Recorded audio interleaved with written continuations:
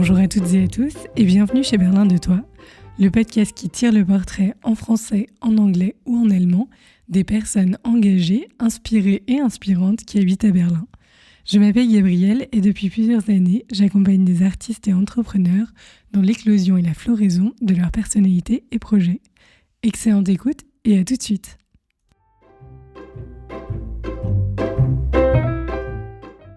Faut que j'allume. Tes parents t'ont donné 4 lettres, on était en train de dire, Alex Baladi, et tu étais la seule personne que tu as rencontrée dans ta vie qui s'appelle juste Alex avec 4 lettres. Ouais, alors je sais qu'il y en a d'autres qui existent, mais simplement je ne les ai pas rencontrés. Mais c'est vrai que souvent on pense que c'est un diminutif, que je m'appelle Alexandre, mais non, en fait, je m'appelle juste Alex. Mes parents voulaient m'appeler Alec, et puis il y a une amie anglaise qui leur a dit que ça faisait trop écossais, et donc ils se sont dit ok, Alex. L'Écosse, c'était non.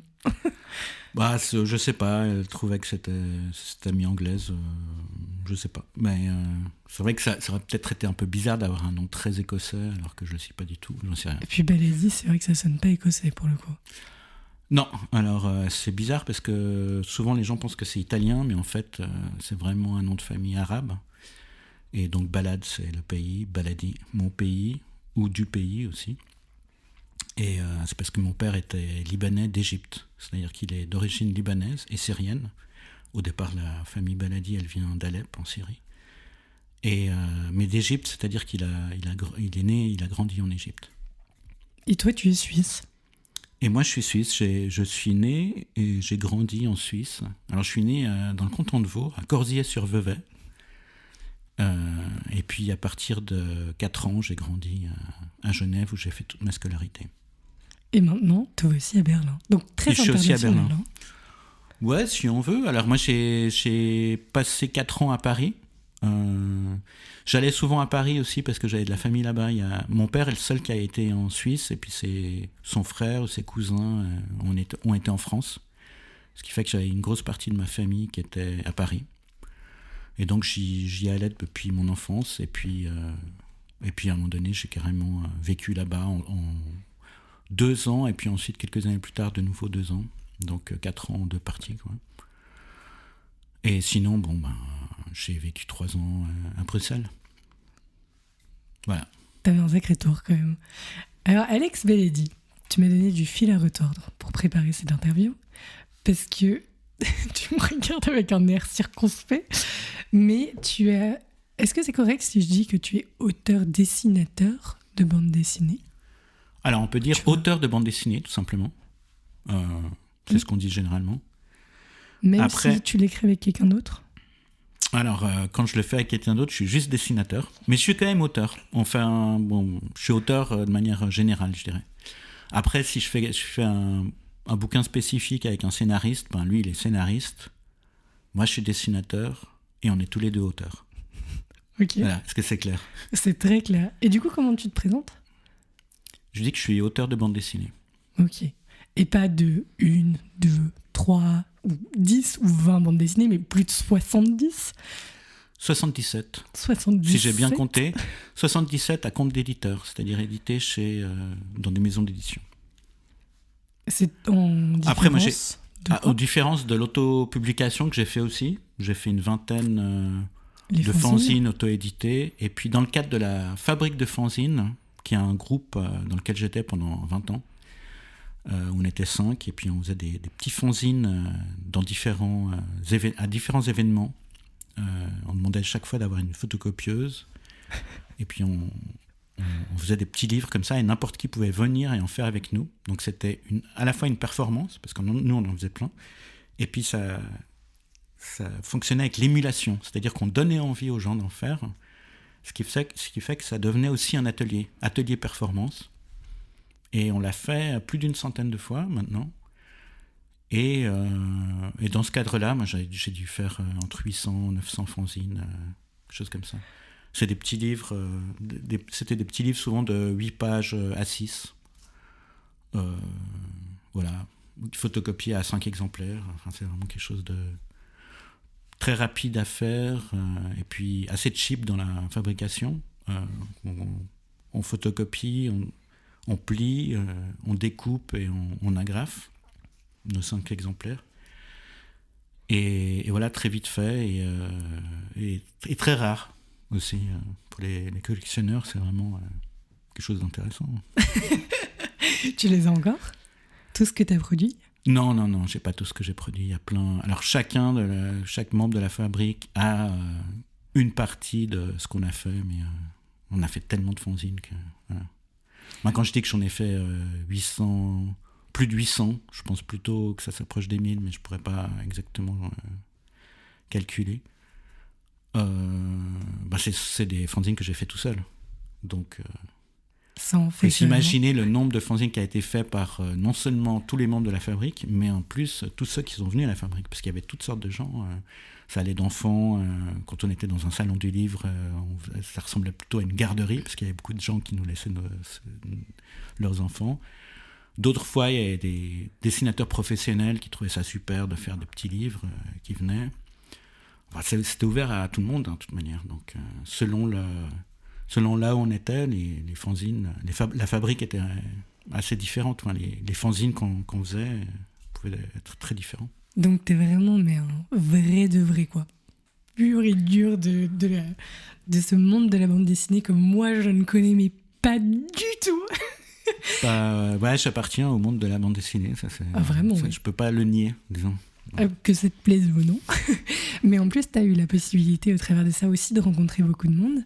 Et j'ai écouté beaucoup de tes interventions, où je les mettrai d'ailleurs dans les notes de l'épisode, où on parle de tes dernières parutions. On en parle d'ailleurs très bien, je trouve. Enfin, vous avez des chouettes discussions à propos et tout. Et du coup, je me suis dit, bon, moi qui vraiment suis une amatrice niveau débutant, niveau bande dessinée, je vais pas commencer à te poser des questions complexes et précises, parce que je vais te larguer. Donc, ma proposition, c'est à la fois pour les gens qui, comme moi, ont peut-être un petit pied dedans, de découvrir en fait qu'est-ce qu'il y a derrière la bande dessinée et pourquoi c'est encore pertinent aujourd'hui et qu'est-ce qu'on a à découvrir dedans. Et pour les gens qui sont hyper pros, ça sera l'occasion de te découvrir sous un nouvel angle. Ok. Dire, si ça te va. Très bien, allons-y. Et alors, pour commencer sur comment j'en suis arrivée à ton art, toutes tes créations, c'est qu'en début d'année, je me suis retrouvée à un book club de bande dessinée qui est tenu par Claire Grenier à Berlin, au Grenier à Bulle. Et vraiment, je me suis inscrite en me disant, tu sais quoi, trop bien, un book club, et en plus, bande dessinée, ça va être la découverte. Et en fait, c'est très rigolo, parce que dans ce book club, il y a autant des gens amateurs que des gens qui sont vraiment des passionnés de bande dessinée. Et on a lu Un monde en pleine mutation, qui est aussi un hommage à la bande dessinée indépendante, à la librairie, au libraire, à la figure du libraire, à la jeunesse. Enfin, vraiment, ça touche à plein de domaines différents. Et en fait, ce qui est intéressant, c'est que moi, de ma première lecture de personnes extérieures, j'étais là, bon, le dessin un peu particulier, il y a des choses que je vois qui sont cool. Et les passionnés, ils ont tout capté. Et ça m'a fait rentrer dans un niveau de compréhension de plein de codes et de plein de strates qui étaient monstrueux. Et voilà, je trouvais ça trop bien. Et par exemple, qu'est-ce qu'ils ont capté que tu n'avais pas capté ? T'as les références, donc que ce soit Möbius, par exemple. Ouais. Qu'est-ce qu'on en a entendu parler de Möbius, qui est un dessinateur... Qu'est-ce qu'il avait de particulier, Möbius ? Déjà, il avait de particulier que sous son vrai nom, qui était Jean Giraud, enfin il signait Gire, c'était une abréviation, il faisait une série qui s'appelait Blueberry, un western qui était assez classique, western réaliste, avec un style assez réaliste, et qu'il a pris un autre nom, un pseudonyme, et sous ce pseudonyme, il a fait des bandes dessinées de science-fiction, mais qui étaient aussi très expérimentales parfois. Il partait dans des improvisations, il a fait une bande dessinée qui a marqué beaucoup de gens, qui s'appelle Le Garage Hermétique de Jerry Cornelius, et où il improvisait en fait des pages, 2-3 pages, ou parfois un peu plus, chaque mois dans Métal Hurlant, qui était le magazine où il travaillait, et ça pendant à peu près 2 ans, je crois. Et à la fin, ça a été réuni dans un album. Mais parfois, il oubliait ce qu'il avait envoyé le mois précédent. Et en fait, à la fin, ça a fait une histoire très cohérente. Il retombe sur ses pieds à la fin de l'histoire. Et voilà, et c'est vraiment... moi, j'ai reçu ça en cadeau quand j'avais 12 ans, parce que j'avais entendu parler de Möbius dans un livre sur la bande dessinée, qui s'appelait « La bande dessinée en 10 leçons », que ma mère m'avait offert. Et dans ce livre, en fait, il raconte comment faire de la bande dessinée, mais il y a aussi des portraits d'auteurs célèbres. Et il y avait un portrait de ce Girmebius. Moi, je croyais qu'on disait Girmebius, d'ailleurs, je croyais qu'on disait les deux. Et surtout, il y avait un dessin de lui qui s'appelait Un monde... Enfin, et ce dessin, où il y avait des personnages vraiment incroyables, il me fascinait, et j'avais vu que tout en bas du dessin, c'était marqué « Un monde en pleine mutation ». Oh, waouh. Et je me suis dit que c'était un bon point de départ pour une histoire. Donc, à 12 ans, tu t'es dit ça ? Non, je ne me suis pas dit ça à 12 ans. À 12 ans, je me suis surtout dit que je voulais lire des bandes dessinées de ce type-là. Et il y a ma marraine qui avait demandé à ma mère « Qu'est-ce qu'il veut, Alex, pour son anniversaire ?» Et moi, j'ai dit « J'aimerais une bande dessinée de Girmebius ». Et c'est là que j'ai reçu Le Garage hermétique de Jerry Cornelius, qui est en fait une des histoires qui est dans Major Fatal, où il y a plusieurs histoires avec un personnage qui s'appelle le Major Gruber et qui est le personnage principal du Garage hermétique. Et voilà, et je me suis dit, tiens, c'est marrant, quand j'ai fait ma bande dessinée Un monde en pleine mutation, je me suis dit, je vais prêter ce souvenir à un des personnages, principaux, parce qu'il n'y a pas vraiment... Enfin, le personnage principal, ce serait plutôt le libraire, peut-être. Et pour expliquer comment il s'est retrouvé dans cette librairie, donc j'ai changé un peu ce souvenir. En fait, c'est sa grand-mère, et puis lui, il trouve le livre La bande dessinée en 10 leçons, il le trouve dans un vide-grenier, parce que c'est un livre qui est déjà un peu vieux, parce qu'il a pas mon âge, ce personnage. Moi, j'ai l'âge du libraire, et lui, il a à peu près 12-13 ans de moins que moi, disons, ce personnage. Mais il trouve ce livre dans un vide-grenier, puis après, il est aussi fasciné par... Enfin, tout pareil, exactement. Je lui ai vraiment prêté mon souvenir. Donc j'ai un peu, d'ailleurs, dans ce livre, j'ai un peu utilisé à la fois des souvenirs personnels, mais qu'on retrouve dans chaque personnage. À la fois, j'ai utilisé des choses qu'on m'a racontées. Parfois, il y a des libraires qui m'ont raconté un peu des anecdotes, et puis j'en ai profité pour les mettre dans mon histoire, toujours en changeant des choses. Il y a un libraire, par exemple, il avait beaucoup aimé le livre, et je lui ai dit « Ah, mais t'as reconnu l'anecdote que tu m'as racontée ?» Et en fait, il ne voyait pas du tout de quoi je parlais. Puis après, je lui ai dit « Ah, mais c'est cette anecdote du type... c'est ce client un peu déprimé qui venait souvent dans ta librairie, puis à ton employé, il a carrément arrêté de travailler dans ta librairie parce qu'il ne pouvait plus supporter d'entendre la vie en fait, de ce client déprimé qui racontait sa vie tout le temps. » Et il a dit « Ah, d'accord, ok. » Et en fait, il n'avait pas du tout fait le lien parce que, bon, dans mon histoire, j'ai un peu transformé les choses. Déjà, je donne des détails sur le client. Enfin, je donne très peu de détails, mais je dis quand même que c'est un vieil Argentin qui raconte sa vie. Et puis en fait, c'est pas l'employé qui arrête de travailler dans la librairie, c'est carrément le libraire. Il décide de laisser la librairie à son employé. Et puis bon, c'est aussi parce qu'il a une autre opportunité de travail dans une autre ville. Je crois qu'il va à Marseille, je sais plus. Donc tout ça j'ai inventé, mais l'anecdote de base, c'est quand même celle que ce libraire m'avait racontée, quoi. D'ailleurs, après, il m'a envoyé un email. Il m'a dit, le fameux client ultra déprimé qui a fait que mon employé est parti, il a lu Un monde en pleine mutation, et puis il m'a dit qu'il avait beaucoup aimé. Voilà. Alors, évidemment qu'il n'a pas reconnu son histoire, parce qu'il ne sait même pas, en fait, que l'employé est parti parce qu'il racontait sa vie, puis que c'était déprimant. Oui, donc voilà, il y a tellement de choses. Et alors, attends, t'en as fait 70, plus de 70, 77, tu disais, de bande dessinée. Donc, soit t'as une capacité de production extraordinaire, soit t'as commencé très jeune, soit les deux. Soit certains livres sont très petits. Et aussi. c'est le cas. C'est le cas. Il y a des bandes dessinées qui font une vingtaine de pages dans des formats minuscules. Notamment, j'ai fait, je ne sais plus, 4 Pattes de mouche. Pattes de mouche, c'est une collection chez l'association où c'est des bandes dessinées de 22 pages. Et c'est des tout petits livres. Donc ça, c'est relativement vite fait, je dirais. Et puis, il y a d'autres projets qui prennent plusieurs années.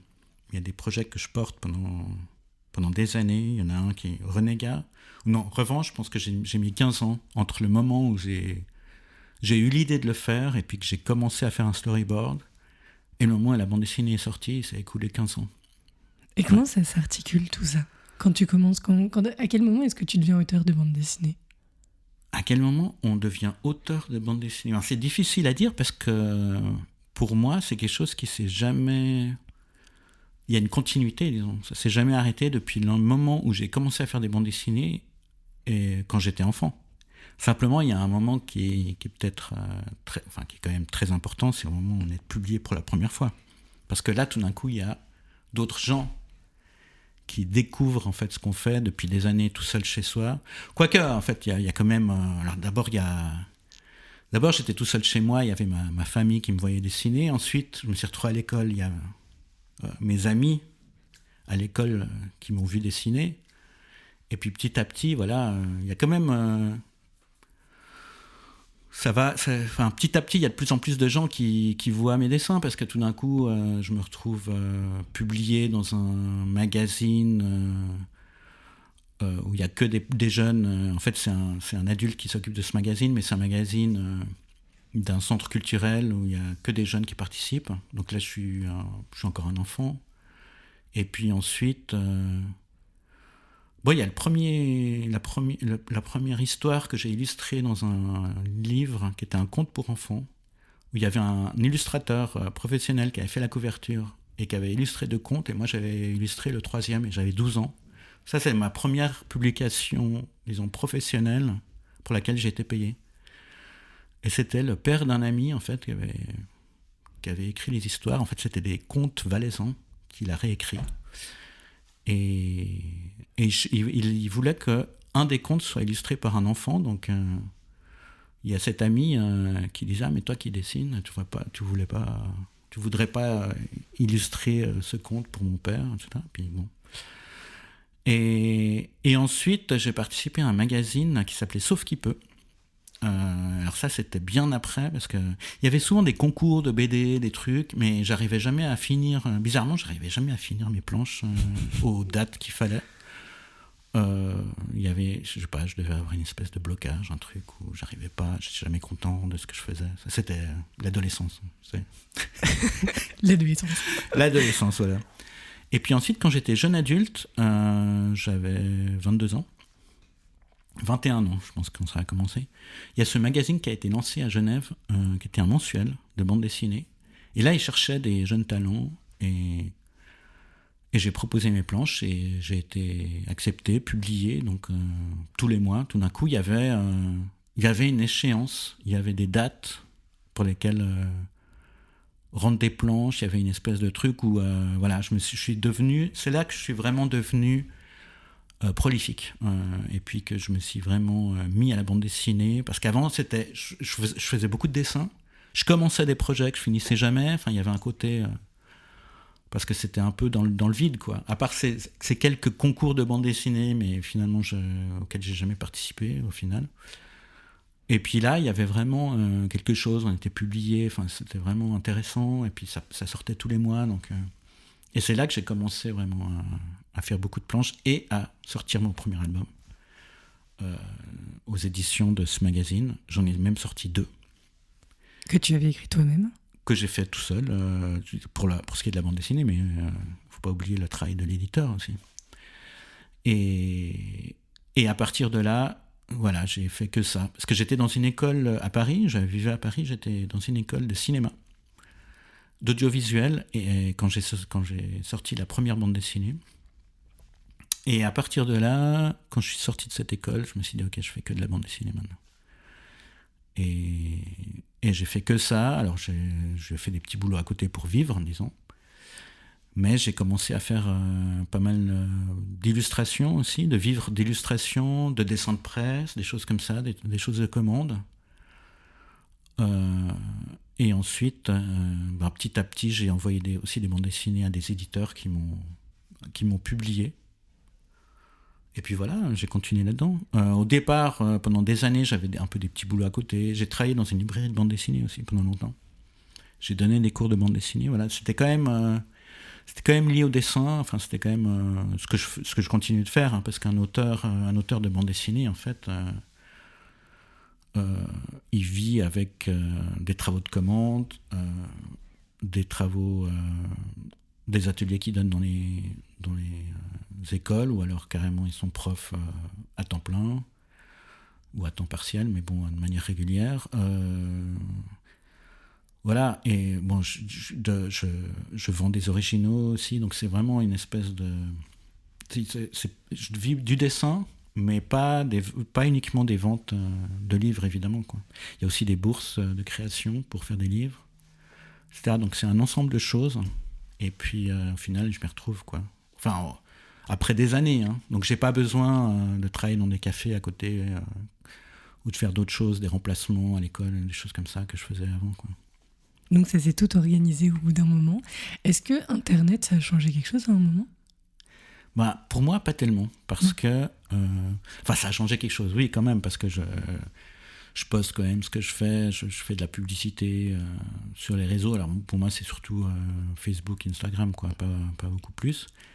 Après, Internet, c'est bien pour envoyer ces planches, une fois qu'on les a scannées, les envoyer à l'éditeur. Ouais, ça a quand même changé pas mal de trucs. Mais fondamentalement, il n'y a pas une... Enfin, fondamentalement, je trouve pas que ça a changé ce que je fais, moi.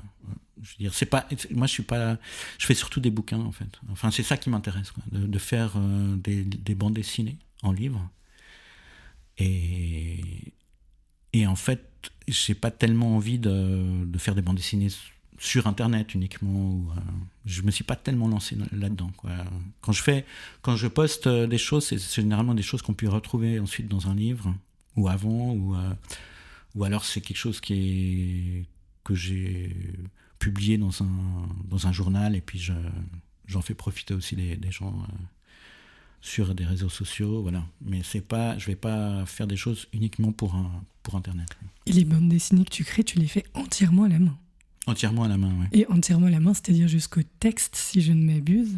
T'écris le texte complètement à la main, non ? T'as pas une police Ah non, je déteste. En plus, ça se voit, quoi. Moi, en fait, quand je lis des bandes dessinées puis que je vois que la police a été faite par ordinateur, c'est-à-dire que souvent, bon, justement, les gens, ils font des alphabets, donc ils écrivent à la main un alphabet en faisant souvent plusieurs E, plusieurs A, enfin plusieurs fois une lettre pour qu'on puisse jouer avec ça et pas utiliser toujours la même lettre, pour qu'on voit quand même que ce soit pas fait par ordinateur. Puis en fait, ça se voit quand même, parce que c'est tellement parfait. Il y a une espèce de truc là, c'est vraiment sur une ligne. Bon, alors peut-être que c'est moi aussi qui exagère, parce que...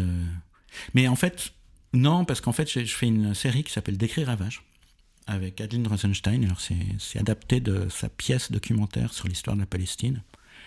Et il se trouve qu'au dernier moment, elle a fait pas mal de changements de texte. Et comme on avait déjà tout donné à l'éditeur, c'est l'éditeur qui a changé les fautes, enfin, qui a changé les phrases. C'était pas vraiment des fautes, mais bon. Et donc, moi, après, j'ai vu, en fait, qu'il y avait un changement. C'est-à-dire que j'arrivais à voir que c'était pas mon écriture, c'était bien mes lettres à moi que j'avais écrites, mais je voyais, en fait, les endroits où ça avait été changé à l'ordinateur. Et je trouvais que ça se voyait. Et en fait, c'est marrant, parce que je faisais des présentations dans des lycées, et à un moment donné, je parle de ça à des étudiants. Et c'était dans un lycée technique où ils apprennent à construire des voitures, etc. Enfin, dans le lycée, c'est impressionnant, il y a une espèce de carcasse de voiture. Et il y a la classe des élèves. Ils regardaient les trucs, puis ils arrivaient à voir aussi les différences. C'est marrant. Parce que c'était un peu des nerds comme moi, quoi. Et leur prof, c'était une prof de français. Elle n'arrivait pas à voir la différence. Mais c'était marrant de voir à quel point ils étaient assez forts. J'ai bien vu que, voilà, ils voyaient comme... Parce que moi, j'avais l'impression que c'était que moi qui arrivais à voir ça, parce que c'est mon écriture. Mais... Tu développes peut-être une différente sensibilité à ça aussi quand tu commences à y faire attention. Ouais, après, c'est vraiment quelque chose que j'arrive à le voir, mais ça me dérange pas plus que ça. C'est simplement que je me dis, quand même, moi, je vois les différences. Ça aurait pu être parfait. Ouais. Mais du coup, ça représente... Comment ça se passe ? Tu reçois tout le storyboard et le texte fini, et après, tu fais des journées, des semaines de travail pour réaliser la bande dessinée en une seule fois, ou tu fais de la fragmentation ? Comment s'organise tes journées ? Je reçois le storyboard. Une fois que tout est fini, que tu as le texte, que tu sais quel dessin tu dois faire... Ouais, je sais pas comment ça marche. Est-ce que tu envoies des planches et ça se fait au fur et à mesure ? Est-ce que c'est des batchs que tu fais en une seule fois ? Là, ça dépend si je travaille avec quelqu'un comme le dernier livre que j'ai fait qui s'appelle Chacal Hebdo, qui était en fait une pièce de théâtre qui avait été écrite par Dominique Ziegler sur toute l'histoire de Charlie Hebdo, la manière dont Charlie Hebdo a été transformé par quelqu'un qui s'appelle Philippe Val. Et en fait, il avait fait une pièce de théâtre, donc il y avait tout le texte de la pièce, et moi j'en ai fait un storyboard. Et ensuite, je lui ai montré le storyboard que j'avais fait. Il a dit, ah ouais, là tu pourrais ajouter quelques trucs. Enfin, il a accepté le storyboard pratiquement à part quelques petits détails à changer. Et puis ensuite, j'ai fait la BD. Mais sinon, quand je travaille tout seul, c'est très différent parce que je fais juste un storyboard. Je fais pas, déjà, j'écris pas le texte ou je fais pas des dessins séparément. Je fais d'abord un storyboard. Mais parfois, j'y vais directement. Je fais la bande dessinée directement, mais ça dépend des projets. La plupart du temps, je fais quand même un storyboard. Pour Un monde en pleine mutation, pendant 3 ans, je pensais à la bande dessinée pratiquement tous les jours. Donc j'avais des scènes très précises dans ma tête. Mais elles étaient dans ma tête très précises, mais avec des gens réels, en fait. C'était pas des dessins, c'était très précis, mais je voyais pas des pages avec des cases, quoi. Et donc, j'ai fait les 30 premières pages directement, parce que vraiment, le début, je savais comment j'allais faire, même si j'avais pas la vision des pages exactes. J'avais quand même tout le déroulé. Enfin, j'avais plus ou moins quand même les images. Ouais, j'avais quand même les images.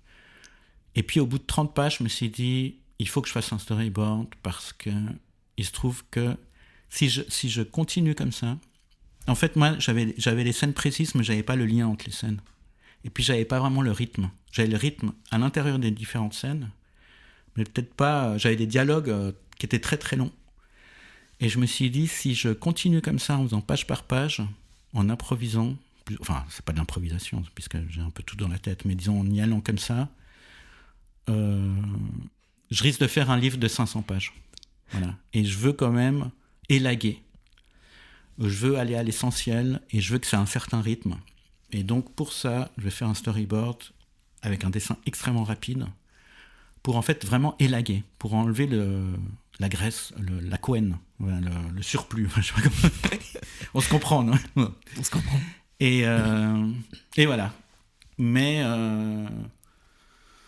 Ouais, d'ailleurs, je me souviens d'une critique de bande dessinée que j'ai entendue récemment, et il y a une des critiques qui parlait d'une bande dessinée où elle disait que la personne avait un peu tout mis dedans, et que qu'il y avait trop, quoi. Et elle rappelait que Pascal, le philosophe Pascal, il paraît que dans une lettre qu'il envoyait à un ami, au début de la lettre, il avait écrit « Je vous écris une longue lettre parce que j'ai pas le temps. Excusez-moi, je vous écris une longue lettre parce que j'ai pas le temps d'en écrire une courte. » Et en fait, c'est beau, c'est magnifique. Ouais, mais c'est exactement... Alors moi, ça me parle beaucoup parce que c'est exactement ça, quoi. Et je sens que parfois, on sent ça, en fait, dans des livres, dans des bandes dessinées qui paraissent, ou dans d'autres choses, hein, dans des livres, dans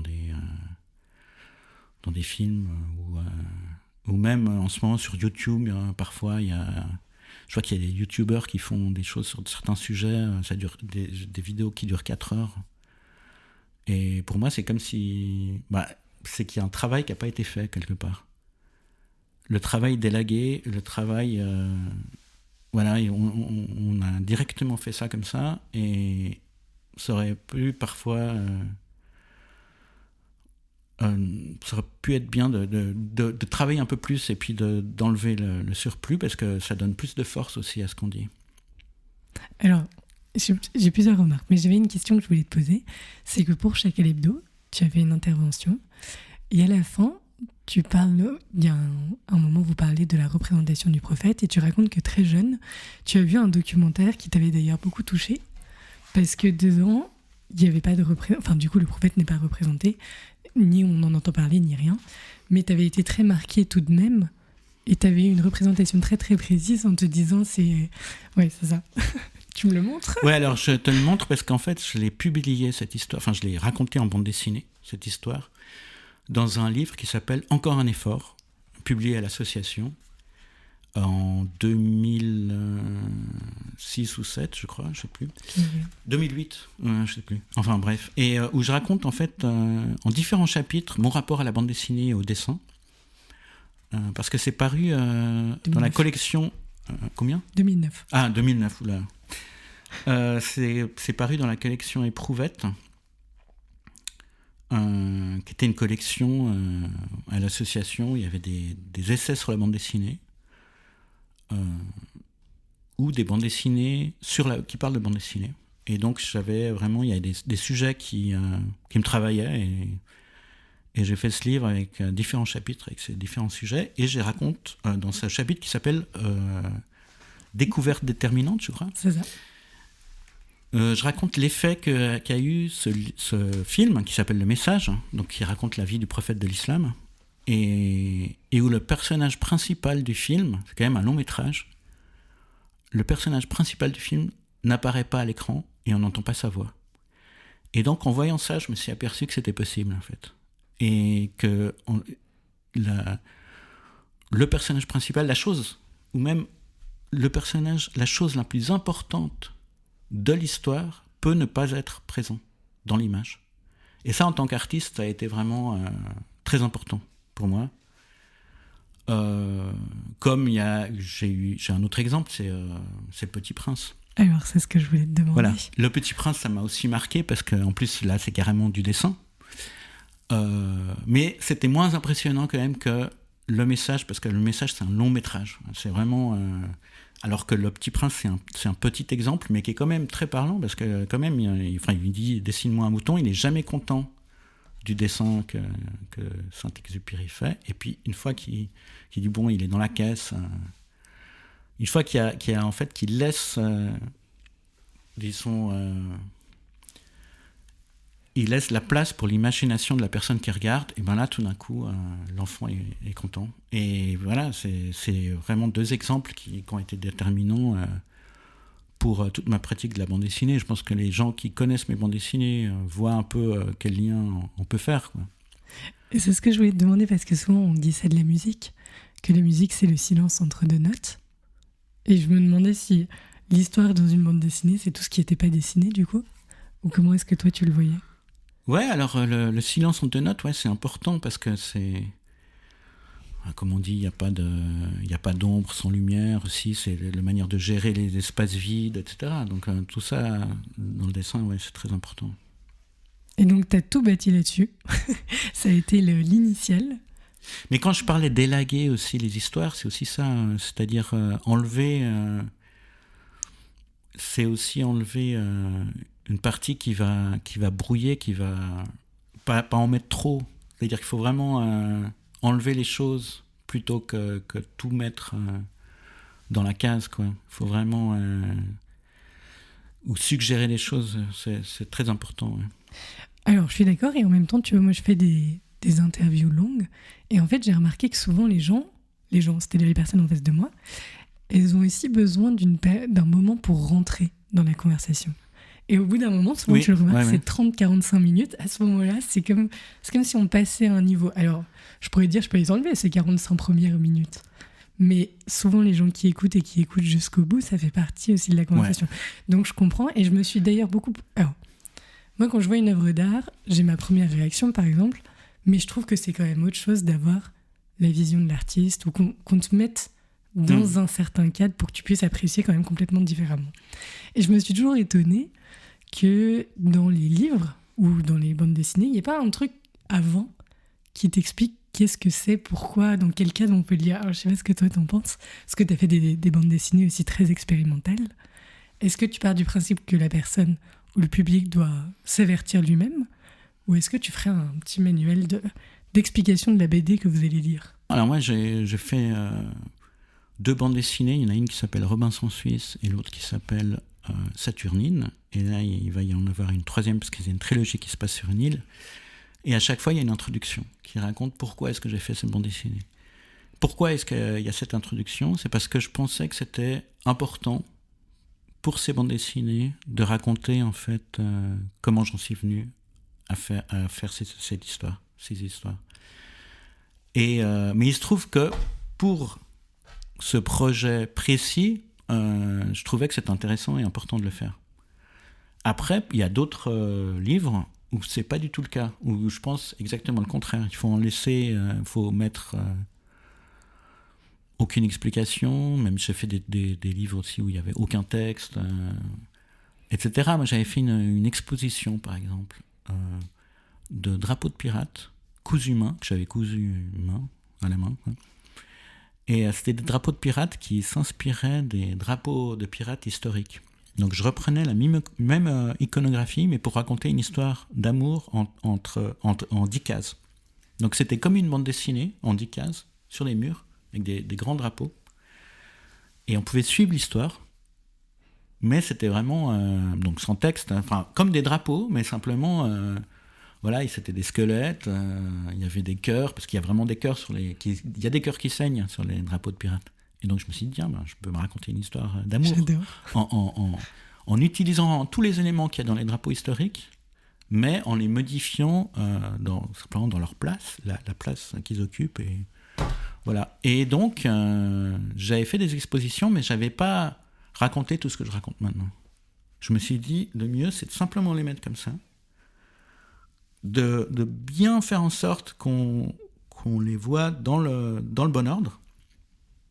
Et puis on va voir ce que ça donne du point de vue des lecteurs, quoi. Enfin des gens qui vont... Et la plupart des gens quand même arrivaient à voir que c'était une histoire. Mais à un moment donné, il y a un père de famille qui vient me voir et qui dit « Ah ouais, avec notre famille, on a vu votre expo, c'était vraiment bien, etc. » Enfin avec ma famille, ma femme, mes enfants. Puis je lui dis « Ah oui, et vous avez vu que c'était une histoire ?» Puis là, en fait, il y a une espèce de silence. Il me regarde comme ça, puis il fait « Non, mais notre petite fille a vu que c'était une histoire. » Trop drôle. Et là, je me suis dit, tiens, c'est marrant, parce que la petite fille, en fait, elle a vu que c'était... Enfin, elle a vu directement que c'était une histoire. Et eux, apparemment, ils n'ont pas vu ça. Ils se sont dit, bon, c'est un enfant qui voit des histoires partout. Enfin, j'en sais rien. Je ne sais pas comment ils ont interprété ça, mais apparemment, j'ai bien senti qu'ils ne l'avaient pas cru, quoi. Parce que quand j'ai dit que c'était une histoire, il y a une espèce de temps d'arrêt où il s'est rendu compte qu'elle avait raison, sa fille. Et là aussi, c'est parce que, sans doute aussi, sa fille, elle est plus fraîche, en fait. Elle n'a pas été, elle n'a pas appris qu'une bande dessinée, c'est dans un livre. Il n'y a pas cette espèce de truc, j'arrive pas à trouver le mot, mais elle est désinhibée, quoi. Et donc, elle voit directement ce que j'ai proposé. Eux, ils se disent, c'est des drapeaux pirates, donc c'est pas des cases des BD. Donc ils vont pas voir la BD, ils vont pas se dire c'est une histoire, parce que les drapeaux de pirates ne racontent pas d'histoire. Donc là, en l'occurrence, j'avais vraiment pas envie d'expliquer ça avant, je voulais vraiment que les gens ils découvrent par eux-mêmes. Et après avoir lu Un monde en pleine mutation, on commence à voir des histoires, des bandes dessinées sous plein de formats différents, en regardant des différentes choses. J'hésite à est-ce qu'on laisse la surprise aux gens, comme ça ils iront le feuilleter aussi. Oui, mais c'est vrai qu'on peut, si on regarde bien, on peut voir des bandes dessinées dans la vie, de tous les jours. Là, par exemple, je vois un strip en 3 cases derrière, avec ces 3 fenêtres. Là. Avec le ciel pas très bien dessiné, d'ailleurs. Voilà. Donc ça raconte pas grand-chose. Ouais, avec le ciel qui a l'air d'être peint et pas hyper bien peint. C'est ça qui est bizarre, c'est que parfois la réalité, c'est pas... Ça ressemble à un dessin un peu raté, quoi. C'est à quel moment qu'intervient l'éditeur ? Tu parlais de la place importante qu'il avait, tu parlais du fait d'élaguer. Est-ce que c'est son rôle à lui ? Ou est-ce que c'est la relation que toi... T'as travaillé en plus avec beaucoup d'éditeurs différents. Ouais. Est-ce que tu peux m'expliquer ? Alors moi, la seule référence que j'ai d'éditeur, c'est un film dont je me souviens plus le titre malheureusement, mais qui était avec Leonardo DiCaprio et qui racontait la relation entre un éditeur et un auteur qui essayait de sortir un livre, et c'est un film incroyable que je mettrai d'ailleurs. Et c'est vraiment l'histoire de comment est-ce que l'éditeur va accompagner son auteur à pouvoir vraiment raconter l'histoire qu'il a en lui. Et du coup, j'ai vraiment cette image de c'est ça un éditeur. Mais est-ce que tu peux m'expliquer peut-être, est-ce qu'il y a différents types, comment ça fonctionne ? Est-ce qu'ils ont une vision ? Est-ce que tu vas avec un éditeur précis parce que tu as un projet particulier ? Est-ce que c'est dans l'autre sens ? Comment ça fonctionne ? C'est assez compliqué d'en parler parce que justement, ils sont tous un peu différents et que j'ai des projets qui sont assez différents les uns des autres. Donc souvent, l'éditeur, en fait, il fait un gros travail de relecture, il fait un gros travail, il parle avec moi. J'ai jamais eu affaire à des censures. par contre. C'est pas parce que peut-être dans la tête des gens, ils se disent ah ouais, mais l'éditeur a dit qu'il fallait enlever ça parce que c'est pas comme ça que ça se passe, quoi. C'est simplement souvent c'est une histoire de lisibilité. Ils disent ouais, on comprend pas bien.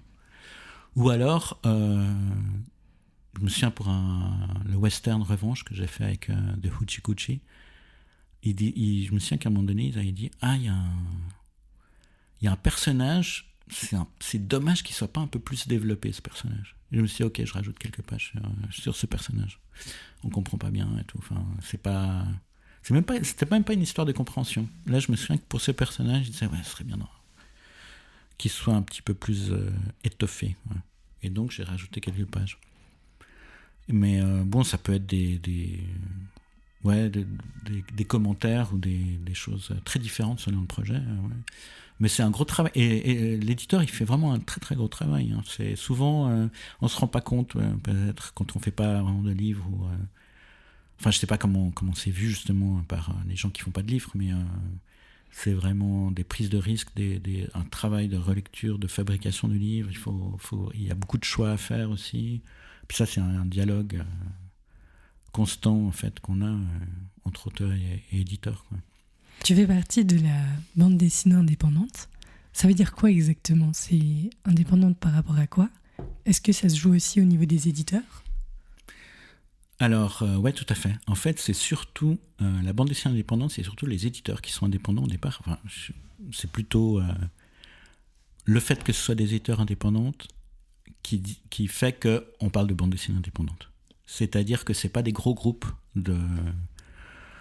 c'est pas des gros éditeurs, c'est des petits éditeurs qui sont souvent au départ des passionnés. Parfois, c'est même il y a beaucoup de maisons indépendantes qui sont en fait des auteurs de bande dessinée qui n'arrivaient pas à trouver une maison d'édition qui correspondait à ce qu'ils faisaient, ou qui faisait des choses qui n'étaient peut-être pas assez commerciales, etc. Et qui se sont dit bon ben on va s'éditer, on va se regrouper et puis on va monter en fait une maison d'édition à notre image, à l'image du travail qu'on fait, qui correspondent vraiment à ce qu'on veut faire. Et ça a débuté, enfin, il y a cette espèce de mouvement qui a fait que maintenant on a beaucoup d'éditeurs indépendants en France, ou en langue française plutôt, parce qu'il y en a en Belgique et en Suisse aussi. Même dans d'autres pays. Et en fait, ça a vraiment commencé dans les années 90.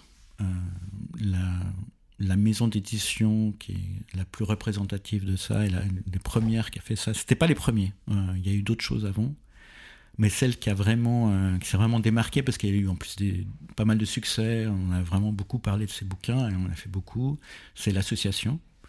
D'ailleurs, ça s'appelle l'association parce que c'est une association d'auteurs, justement. Et voilà, donc indépendante des choix commerciaux aussi, c'est-à-dire c'est des maisons d'édition qui sont faites par des passionnés, donc qui veulent vraiment faire des beaux livres avec des choses intéressantes dedans, une bande dessinée qui leur plaît. Donc ils vont pas, c'est ça qui les intéresse le plus. Et donc ils vont publier des choses qui sont pas forcément commerciales. Alors, il y a aussi ce qu'on appelle les locomotives, c'est-à-dire des livres qui se vendent bien, même si c'est de la bande dessinée de très bonne qualité, et qui se vendent bien aussi, et qui permettent à l'éditeur de tenir. Et puis il y a d'autres choses qui peuvent être expérimentales, où ils savent qu'ils vont perdre de l'argent même parfois. Alors il faut vraiment bien calculer tout ça, quoi. Mais ils veulent le faire parce qu'ils trouvent que c'est un livre qui doit exister, quoi. Et c'est en ça qu'ils sont indépendants des choix commerciaux qui sont liés au commerce, quoi. Et alors les auteurs de bande dessinée indépendante, c'est souvent aussi des auteurs qui sont là aussi par choix artistique, par envie artistique, hein, plus que pour gagner de l'argent au départ.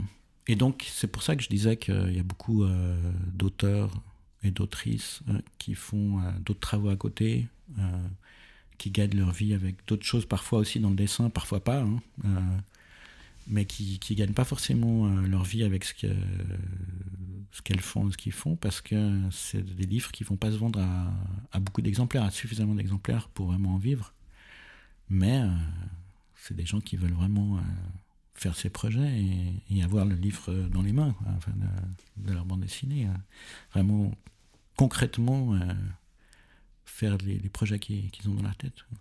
Donc si je comprends bien, c'est tu fais le choix d'aller au bout de ton projet comme ton en envie, plutôt que de t'arrêter sur non, ça va pas marcher ou ça va pas fonctionner ou ce genre de choses. L'idée, c'est d'aller jusqu'au bout et que ça existe dans le monde. Quand tu écris, toi, une bande dessinée, est-ce que toi aussi, tu te dis c'est une histoire qui doit exister dehors ? Parce que si je comprends bien, tu crées d'abord l'histoire et ensuite, tu vas avoir un éditeur pour la présenter. Ou est-ce que ça marche dans l'autre sens ?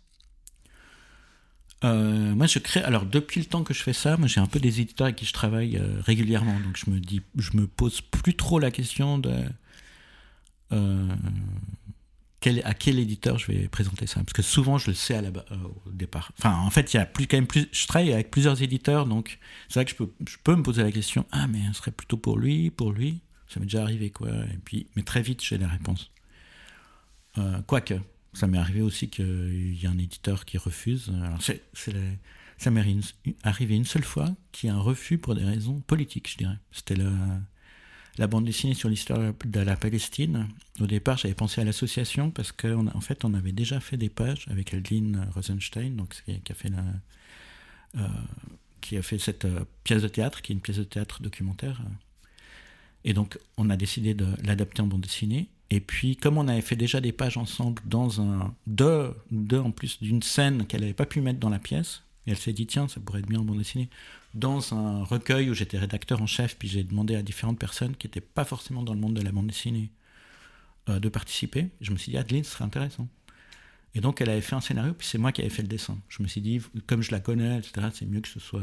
Parce que au départ, je me suis dit, tiens, je pourrais la faire travailler avec quelqu'un. Puis je me suis dit, je la connais bien, elle n'a jamais fait de BD, je vais faire ça avec elle. Et donc, dans ce magazine, qui est sorti chez l'association, alors pendant une dizaine de mois, il y avait chaque mois un numéro qui sortait avec chaque fois un rédacteur en chef différent. Et le rédacteur en chef, c'était une autrice ou un auteur qui faisait partie du comité éditorial à l'époque de l'association. Et ça s'appelait Mon Lapin. Donc, Mon Lapin. Et moi, j'avais fait le numéro d'octobre. Octobre de quelle année ? Alors, 2013, je pense. Je me suis peut-être encore gouré au niveau de l'année. Mais je crois pas. Et donc, j'avais fait participer des gens qui n'étaient pas du monde de la BD. Et après ces 5 pages sur un épisode de l'expédition d'Égypte avec Napoléon, qu'elle n'avait pas pu mettre dans sa pièce, je lui ai dit, mais pourquoi on ne ferait pas carrément une adaptation de toute ta pièce ? Parce que c'est une pièce qui est très longue, parce que c'est en 6 épisodes. 6 épisodes de 30 minutes. Et elle a dit ok, etc. Donc on a commencé à travailler là-dessus. Et puis à un moment donné, comme on avait fait ces pages à l'association, j'ai proposé ça à l'association.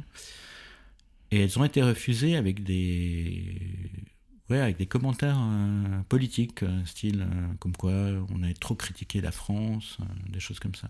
Bon, je pense que c'était surtout que, comme il y avait aussi une grosse critique de l'État d'Israël, peut-être qu'ils trouvaient ça trop partisan, je ne sais pas exactement. Je crois que c'est surtout un des auteurs, une des personnes du comité, qui était contre, d'après ce qu'on m'a dit, mais bon, toujours est-il que ça a été refusé, donc après, je me suis dit, mais... je vais voir avec Atrabile, et en fait, je suis tellement content d'avoir fait ça avec Atrabile, parce que justement, on parlait du travail d'éditeur. Là, Daniel Pellegrino, des éditions Atrabile, il a eu, en tant qu'éditeur, il a vraiment fait des remarques, et il y a carrément des pages qui ont été faites, parce qu'il a posé une question, simplement, en disant... parce qu'il y avait des pages... en fait, dans la pièce, il y avait... une scène où ils expliquaient ce que c'était qu'un événement en histoire et en théâtre contemporain. Et Daniel, il a dit, mais comme c'est une bande dessinée, pourquoi est-ce qu'il n'y aurait pas aussi un événement en bande dessinée ? Et là, on a fait les pages peut-être les plus marquantes de la BD, d'ailleurs, de cette BD, parce que c'était des pages assez spéciales. Bon, je ne vais pas tout révéler, mais allez voir Décrit Ravage. Et Décrit Ravage, donc il y a 3 épisodes pour l'instant. On est en train de faire le 4e, alors j'espère qu'on va pouvoir bien travailler, parce que comme Adeline, elle est très prise en ce moment, il faut qu'on trouve un moyen de travailler ensemble. On a déjà travaillé ensemble au mois de décembre, là, il faudrait qu'on s'y remette. Voilà. Mais alors ça, par exemple, comment s'organise le travail ensemble ? Vous faites au téléphone, vous vous voyez en face, vous avez un agenda de ce qui va être discuté? C'est assez différent selon nos disponibilités, selon le projet. Alors souvent elle me file des textes et moi je fais des planches et je lui présente les planches et puis elle me dit ce qu'il faut changer, ce qu'il ne faut pas changer, ce qui est bien et tout. Mais il y a plusieurs, dans ce projet en fait il y a plusieurs chapitres assez différents les uns des autres. Il y a un chapitre historique qui est décidé d'une certaine manière. Il y a des témoignages qui sont dessinés d'une autre manière, enfin, qui a un système de cases d'une autre manière. Un dessin aussi assez différent. Il y a aussi des extraits de pièces en arabe qui n'ont jamais été traduites dans une autre langue. Il y a aussi ce qu'elle appelle les crapules. Ça, c'est les différents états, les différents puissances européennes de l'époque qui sont dessinées, qui sont incarnées en personnages grotesques, un peu comme dans les caricatures, enfin c'est totalement inspiré des caricatures du 19e siècle et du début du 20e siècle. Et je crois que j'ai tout dit. Ouais, voilà. Et donc vous faites des allers-retours entre les textes qui étaient en voix, tes propositions. Ouais. Et parfois, on discute, on revoit, enfin, et il faut faire relire aussi, parce que comme c'est un projet aussi historique, il faut faire relire par des historiens, faire relire par des gens qui connaissent pas forcément le sujet, mais pour voir s'il y a une compréhension. Et puis, on change plein de trucs jusqu'au dernier moment, quoi. C'est pour ça que j'avais dit qu'elle avait changé aussi des phrases, et puis que c'était l'éditeur qui avait utilisé mes lettres et que j'avais vu, en fait, la différence. Voilà, c'est un gros travail. C'est toi qui t'occupes de faire relire à toutes ces différentes personnes ou c'est le travail de l'éditeur? Là, en l'occurrence, pour ce projet, c'était surtout Adeline, qui était, comme elle avait fait sa pièce, elle était déjà en contact avec certaines, les historiennes, les historiens avec qui elle a travaillé pour la pièce et qui ont relu et aussi elle a trouvé en fait les gens qui ont écrit les préfaces. On l'a mentionné un peu avant, ton expérience dans la création touche à beaucoup de sujets différents, à beaucoup de mondes différents aussi. Comment tu vois ça? C'est des explorations, tu vois, de passer du western, passer sur une histoire qui se passe sur une île. Ensuite, on a parlé de la librairie, Chacal Hebdo, qui est encore une complètement autre thématique. Comment est-ce que tu vois ça? C'est l'envie du moment, c'est l'opportunité, c'est l'idée qui te vient? Ouais, en fait, c'est des envies. Alors moi, j'aime bien les genres. C'est pour ça que j'ai fait un livre de pirates, un western. Là, ça, c'est une trilogie que j'ai chez Houti-Couchi. C'est-à-dire, il y a l'histoire de pirates, il y a un western, et ensuite, il y aura une histoire de science-fiction, un space opéra. Ouais, alors ça, je voulais te demander ce que ça voulait dire. Ah, alors, un space opéra, c'est par exemple La Guerre des Étoiles ou Star Trek. C'est-à-dire que dans la science-fiction, il y a différents genres. Il y a le post-apocalyptique. Il y a le cyberpunk, le steampunk, je sais pas, il y a toutes sortes de choses, et il y a le space opéra. Le space opéra, c'est simplement, c'est intergalactique, quoi. C'est dans les étoiles, il y a les vaisseaux spatiaux, etc. C'est tout ça, le space opéra. Et pourquoi on appelle ça opéra? Je trouve ça trop marrant. Alors pourquoi on appelle ça opéra? Je sais pas. Est-ce qu'il y a d'autres choses qu'on appelle opéra aussi? D'autres genres qu'on appelle opéra? Je ne trouve pas, mais bon, bref. Donc ce sera intergalactique. Ce sera intergalactique, ouais, ce sera dans l'univers, il y aura des étoiles, des vaisseaux spatiaux, des planètes surtout, une planète avec un anneau qui tourne autour. Tu travailles toujours sur plusieurs projets en même temps, en fait? Oui, toujours. Et puis, à un moment donné, il y a un projet que je dois vraiment terminer, et puis là, je fais que ça. C'est la priorité. Alors là, je suis super content parce que hier, j'ai terminé les fonds de couleurs de Tante Robinson. Donc c'est dans la trilogie sur l'île. Et j'ai déjà fait le storyboard, j'ai déjà fait la couverture, que j'ai donnée à l'éditeur d'ailleurs. J'ai déjà fait les pages de garde, c'était assez long. Et puis l'introduction, la fameuse introduction dont j'ai parlé tout à l'heure. Et là, j'ai fait les fonds de toutes les pages, parce que c'est un livre en couleur où j'utilise des papiers de couleur. Comme pour Saturnin. Ouais, Saturnine, et puis Robinson Suisse. Robinson Suisse, Saturnine, et maintenant Tante Robinson. Et donc j'ai fait toutes les pages, 120 pages de cases. Enfin, il y a tout qui est... Voilà. Il y a tout qui est fait. Et il n'y a plus qu'à faire des dessins par-dessus et rajouter des bulles. Tu travailles toujours tout seul dans ce genre de cas? Donc j'exclus évidemment les collaborations où c'est chacun a son rôle, mais dans la création. Alors ça m'est arrivé de dessiner avec d'autres gens aussi. C'est-à-dire que par exemple avec Ibn Al-Rabin, on a fait une bande dessinée où on a dessiné ensemble. En fait, lui, il avait commencé une bande dessinée. Il avait fait quelques pages. Et en plus, dans les pages qu'il avait faites, il y avait des crayons, il y avait des choses qui n'étaient pas terminées. Et il m'a dit, écoute, j'ai commencé cette bande dessinée, je sais pas trop ce que je vais en faire. Est-ce que toi, ça te dirait de terminer les planches et puis d'en faire d'autres? Et puis je dis ouais, ok. Donc j'ai terminé les planches qu'il avait commencées. Bon, il y avait certaines planches qui étaient terminées et puis d'autres qui étaient partiellement dessinées. Et puis j'ai fait quelques planches terminées et puis j'en ai laissé partiellement dessinées. Et lui, il a terminé les planches que j'avais partiellement dessinées, il en a fait d'autres terminées, etc., etc. Et ça a donné une bande dessinée qui s'appelle Dormez-vous, parue chez Atrabile. Mais alors quand je le mettrai aussi. C'est alors parfait. Pareil, c'est au début des années 2000. Je sais pas, au hasard, je dirais 2005, un truc comme ça. 2000, ouais, quelque chose comme ça. Mais du coup, tu n'as pas de personne qui exécute pour toi un dessin pour une bande dessinée, par exemple, qui fait les fonds de couleur à ta place ou ce genre de choses? C'est marrant comme concept. Un assistant. Par exemple? Un domestique, en fait. Un esclave. Non, je te demande parce que tu vois, on m'a déjà contacté, en l'occurrence, des gens qui disent j'adore le monde du podcast, est-ce que je pourrais t'aider? Est-ce que je peux couper des choses? Ou genre... tu vois, quelqu'un qui te propose son aide, donc pas un esclave, mais non, j'imagine qu'il y a des gens qui t'ont déjà contacté. Non, jamais. Jamais? Il y a jamais des gens qui m'ont dit je peux faire... Un stage? Chez Alex Belloni? Non, mais en fait, c'est quand même un travail très solitaire. Et donc, ouais, je trouvais ça un peu bizarre de faire un stage. Enfin, je comprends pas, à part boire des cafés avec moi.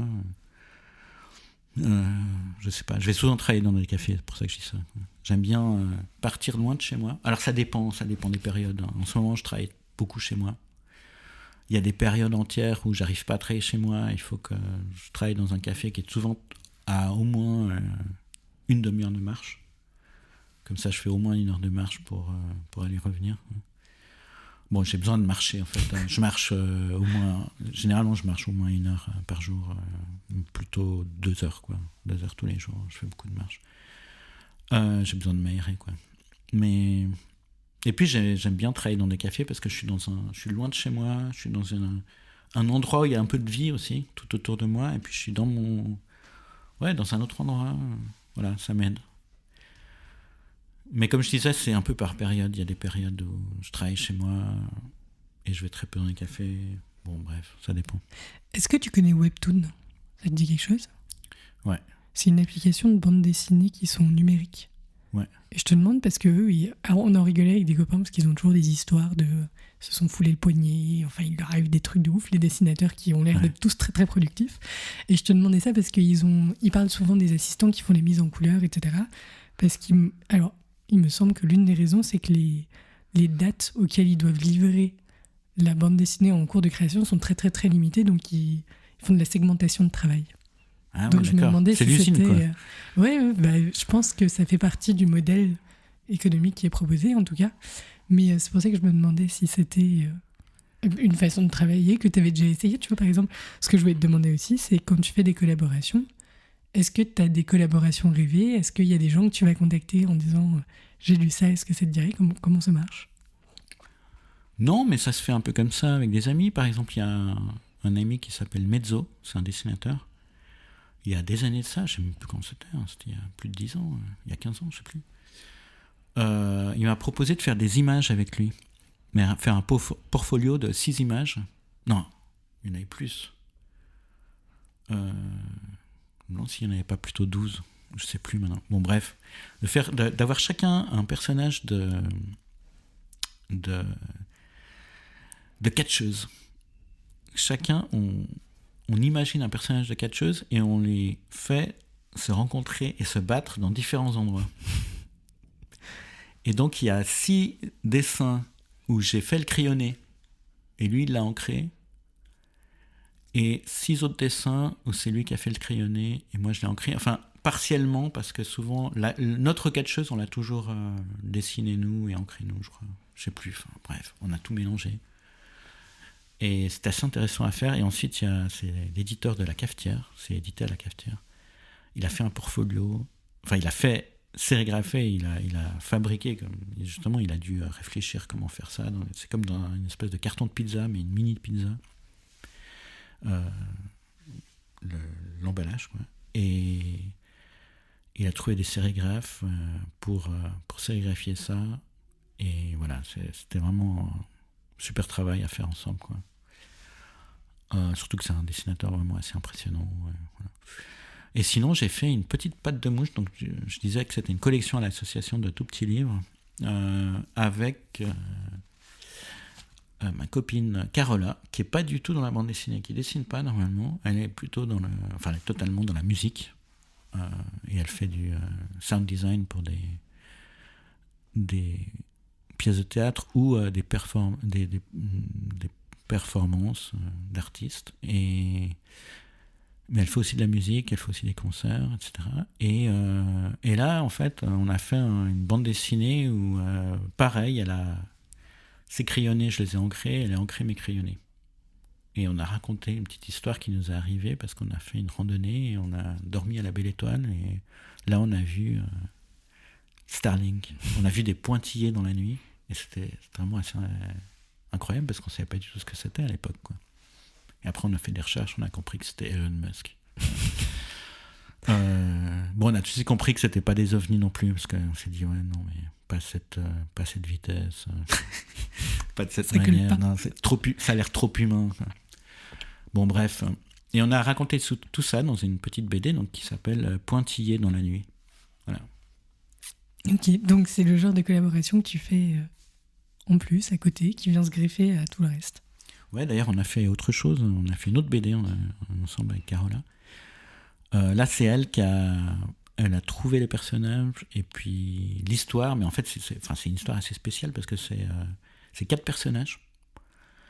Et puis, les 4 personnages, il y a chaque fois une petite bande dessinée de présentation un peu de ces personnages. Il leur arrive un peu des choses. Et ça se passe dans la montagne. Et ensuite, on a fait... Donc elle a fabriqué, une fois que j'avais fait les dessins, elle a fabriqué le livre en sérigraphie, alors qu'elle n'avait jamais fait de sérigraphie. Et en plus, elle avait accès à un atelier de sérigraphie. C'était pendant le Covid, donc je ne pouvais pas venir avec elle. Donc elle a dû tout faire elle-même. Et elle a fabriqué 4 exemplaires sérigraphiés, donc cousus main. Moi, après, j'ai rajouté des choses au stylo, disons sur chaque exemplaire, un texte qu'elle a trouvé elle, puis après moi je l'ai calligraphié. Il y a un petit bout de bois aussi, bref, il y a un petit truc et un petit bout de bois qui pend de la couture. C'est ça que je parle de ça, avec un très beau papier, etc. Bon, bref. Et ensuite on a cousu main durant une résidence à Bruzon, c'est un petit village dans le Valais, dans les montagnes suisses, dans les Alpes suisses. On a cousu les portraits des 4 personnages et on a fait comme une installation où on voit les portraits cousus main et le livre sur un présentoir comme ça. Et ensuite on a tout vendu à une fondation d'art contemporain, quoi. Mais donc voilà, c'était assez intéressant à faire, quoi. C'est là où je me dis, toutes les personnes qui comme moi ont un emploi à plein temps, où on va derrière notre ordinaire, je me dis mais qu'est-ce qu'on fait, quoi. Donc c'est chouette de savoir que... Donc merci de nous raconter tout ça, de voir qu'est-ce qui existe aussi en dehors. Donc c'est... Ouais, voilà, c'est assez différent des autres projets que j'ai en bande dessinée, quoi. C'est marrant. Et puis en même temps, il y a un lien direct, parce que ça reste de la bande dessinée, ça reste... Oui, en plus, vous le faites aussi dans un contexte artistique. Ouais. Je veux dire, quand vous allez créer dans les montagnes suisses, c'est sympa quand même comme cadre. Ouais.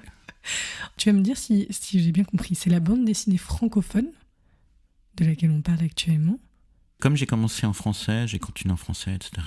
J'ai eu une traduction en anglais d'un bouquin que j'avais fait, mais j'ai jamais fait vraiment dans d'autres langues. J'ai participé ici à Berlin à des choses un peu... Mais comme j'ai pas vraiment de lien, à moins de directement faire un truc en allemand ou dans une autre langue, moi, j'ai déjà mes éditeurs avec qui je travaille depuis des années. Donc là, il faudrait que je recommence, si je veux faire dans une autre langue, que je fasse directement dans une autre langue, puis je prenne contact en fait avec des nouveaux éditeurs. Mais là, en fait, je suis tellement déjà dans des projets que je suis en train de faire que je l'ai pas fait, quoi. Mais c'est ce que je voulais te demander, c'est que les éditeurs francophones, ils sont aussi dans la francophonie, ou est-ce qu'il y a des projets de, je sais pas, rassemblement de bandes dessinées dans le monde entier? Je veux dire, il y a le festival d'Angoulême, qui est notamment est-ce que je peux dire grande messe de la bande dessinée, enfin qui est la grande rencontre dans le monde francophone. Est-ce qu'il y en a d'autres? Est-ce qu'il y a des... J'avoue que j'ai pas regardé comment ça marchait, mais est-ce qu'il y a des pays, par exemple, à l'honneur, où on invite... Ouais, tout à fait. C'est tout à ça, fait. J'ai été moi-même invité dans d'autres festivals, dans d'autres pays, où il y a des scènes de bande dessinée, et puis on se rencontre aussi à Angoulême. Il y a des traductions de bande dessinée chez les indépendants qui sont traduits chez d'autres maisons d'édition, chez d'autres indépendants dans d'autres pays, etc. etc. Ouais, il y a des liens.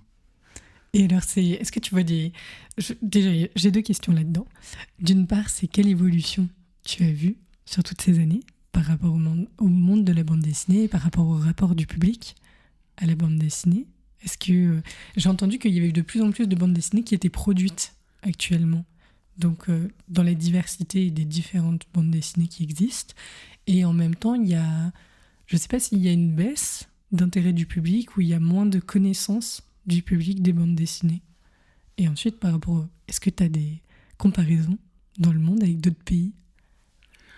Alors moi, je dirais que dans les années 90, quand j'ai commencé, j'ai failli dire 90. Tu peux, on aurait compris.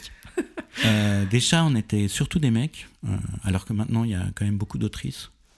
Mais au début des années 90, c'était surtout des hommes dans la bande dessinée.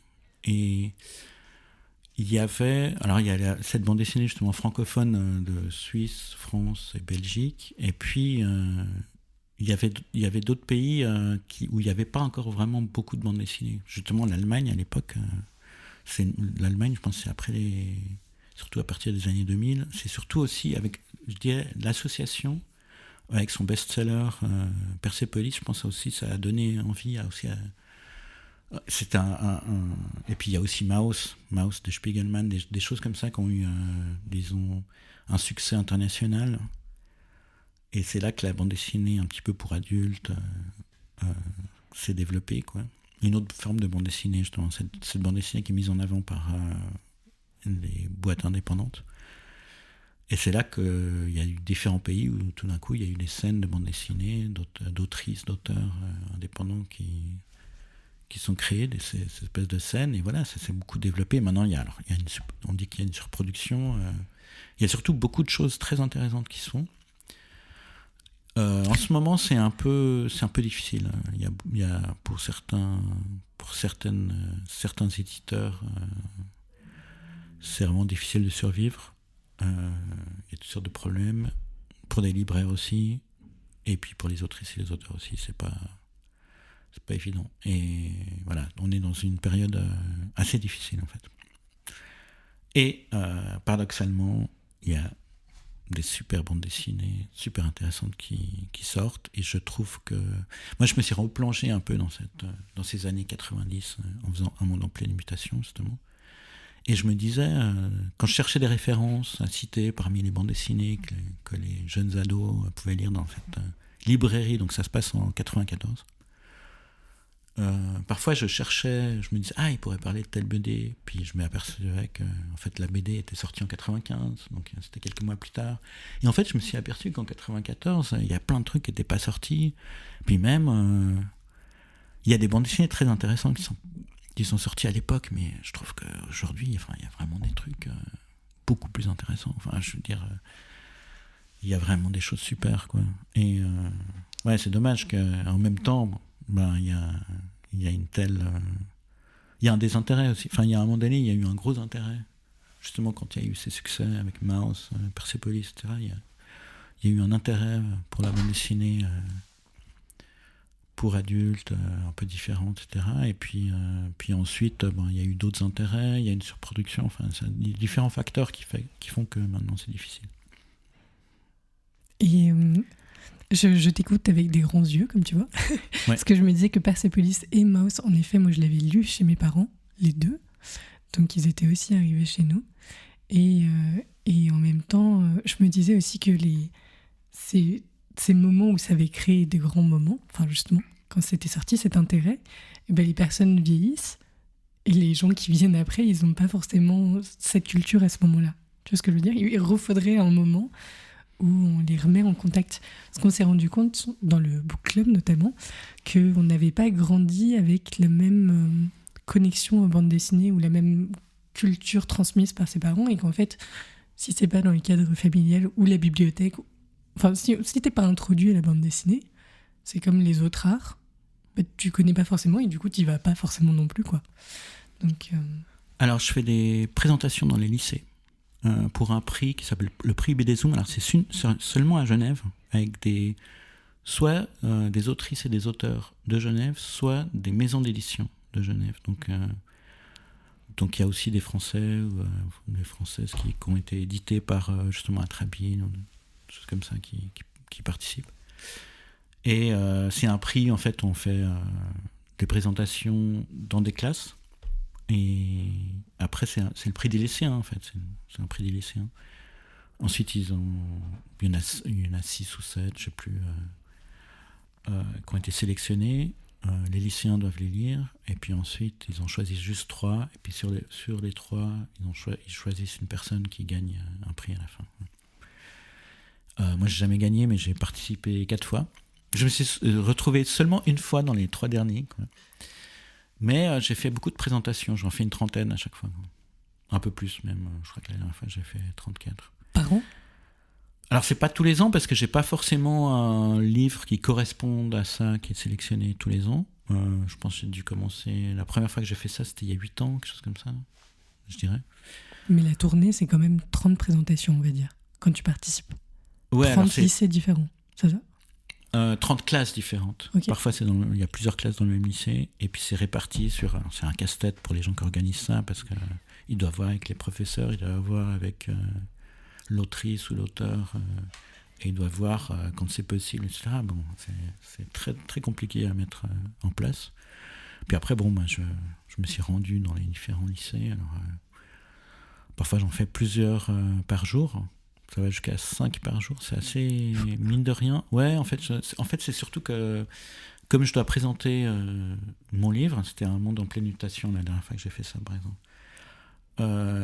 Quand il y en a 5 par jour, le 5e, je sais plus ce que j'ai déjà dit ou ce que j'ai pas encore dit. Et j'en ai discuté avec des profs, ils me disent ouais, on a la même chose avec les cours parce qu'on a plusieurs classes. Et, voilà. Donc voilà. Donc 5 par jour, c'est un peu beaucoup, mais 3-4 ça va, quoi. Et c'est super, en fait, moi j'aime bien faire ça.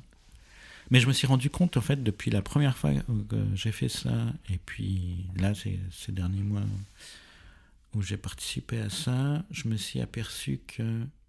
Enfin, je pose la question, est-ce que vous lisez des bandes dessinées ? Et je me suis aperçu que maintenant, il y a de moins en moins de gens qui en lisent. En fait, au fil des années, il y en a de moins en moins. Et là, la dernière fois, c'était vraiment incroyable à quel point il n'y a aucun élève qui en lisait, quoi. Enfin, et alors, de temps en temps, il y a une ou deux personnes qui disent « Ah, je lis des mangas ». Je leur dis « c'est de la bande dessinée aussi ». Et parfois, ils disent « Je lisais des mangas avant, mais j'ai arrêté ».